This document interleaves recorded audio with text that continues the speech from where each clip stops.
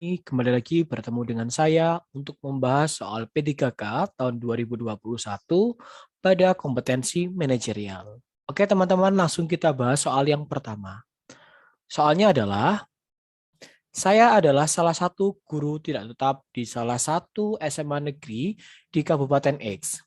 Saat ini, pemerintah membatasi pegawai yang melakukan work from office atau WFO sebanyak 75% dari total guru dan karyawan yang ada di sekolah.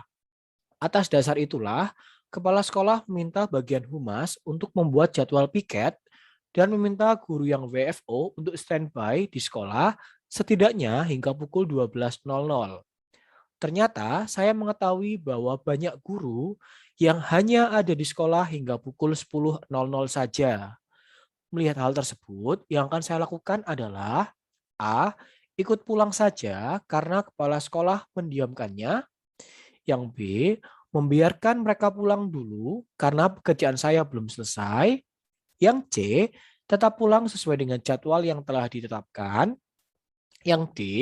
Segera menyelesaikan pekerjaan dan menyusul pulang. Nah, teman-teman cukup jelas bahwa soal ini terkait dengan unsur apa? Ya, unsur integritas. Jadi jelas ya, kita harus melaksanakan aturan, nilai atau norma yang telah ditetapkan oleh pimpinan kita yang berlaku di unit kerja tersebut. Nah, ini ya terkait dengan level 1 indikator kedua, yang melaksanakan peraturan kode etik organisasi dalam lingkungan kerja dalam kehidupan sehari-hari pada tatanan individu atau pribadi. Jadi cukup jelas yang mendapatkan poin tertinggi ada di opsi C. Tetap pulang sesuai dengan jadwal yang ditetapkan. Jadi kita tidak usah ikut-ikut orang lain ya. Jadi meskipun dia pulangnya jam 10 ya udah biarkan saja gitu ya. Dan kita tetap mengikuti aturan yang telah ditetapkan. Ini yang mendapatkan poin 3 yaitu opsi B, membiarkan mereka pulang dulu karena pekerjaan saya belum selesai. Kemudian opsi D mendapatkan poin 2, segera menyelesaikan pekerjaan dan menyusul pulang. Dan opsi A, ikut pulang saja karena kepala sekolah mendiamkannya. Jadi intinya pada soal ini ya udah kalau biar pulang ya biarkan saja. Yang penting kita tetap standby di tempat kerja kita dan mengerjakan apa yang bisa dikerjakan di kantor. Seperti itu teman-teman, cukup jelas jawabannya. Jadi kita lanjut ke soal berikutnya. Oke, saya bekerja di bagian pengurusan administrasi pada sebuah layanan publik bidang kesehatan. Di masa pandemi COVID-19 ini, pelayanan menjadi semakin sibuk dan banyak pasien yang antri untuk mengurus administrasi dan mencari kamar perawatan. Di tengah antrian yang sedang penuh sesak ini, terdapat salah satu customer yang melakukan panggilan telepon dengan suara yang cukup keras dan mengganggu saya serta beberapa orang lainnya. Sikap saya adalah A. Meminta security untuk menegurnya dan mengingatkan bahwa perilakunya tersebut mengganggu yang lain. B. Menegur dan memintanya untuk segera menutup telepon tersebut agar tidak mengganggu yang lain. C. Membiarkannya tetap melakukan panggilan telepon tanpa mempedulikan orang yang sedang antri. Yang D. Menegur dan memintanya untuk memelankan suara telepon tersebut. Jadi teman-teman, saat kita bertugas di bagian pelayanan, ini mungkin cukup sering terjadi ya. Jadi orang yang antri itu melakukan telepon dengan suara yang cukup keras sehingga mengganggu yang lain gitu ya. Jadi langkah bijak yang bisa kita lakukan adalah apa? Nah, sebelumnya soal ini terkait dengan unsur apa? Ya, unsur komunikasi. Ada di level 2, indikator 1, menggunakan gaya komunikasi yang informal untuk meningkatkan hubungan profesional. Jadi jelas biar tidak sama-sama tersinggung, kita harus menggunakan gaya komunikasi yang informal. Jadi bisa menegur dan memintanya untuk memelankan suara telepon tersebut. Jadi tidak langsung mematikan, jadi menegur dan memintakan mengecilkan volumenya agar tidak mengganggu yang lain. Jadi dia masih bisa melakukan telepon atau komunikasi dengan orang lain, tapi tidak mengganggu orang-orang yang ada di sekitarnya. Jadi cukup jelas bahwa yang mendapatkan poin tertinggi ada di opsi D ya teman-teman. Kemudian disusul oleh opsi B. Nah itu jadi boleh menutupnya, itu lebih baik. Tapi tetap yang paling tinggi kan memelankan ya, memelankan volume suaranya.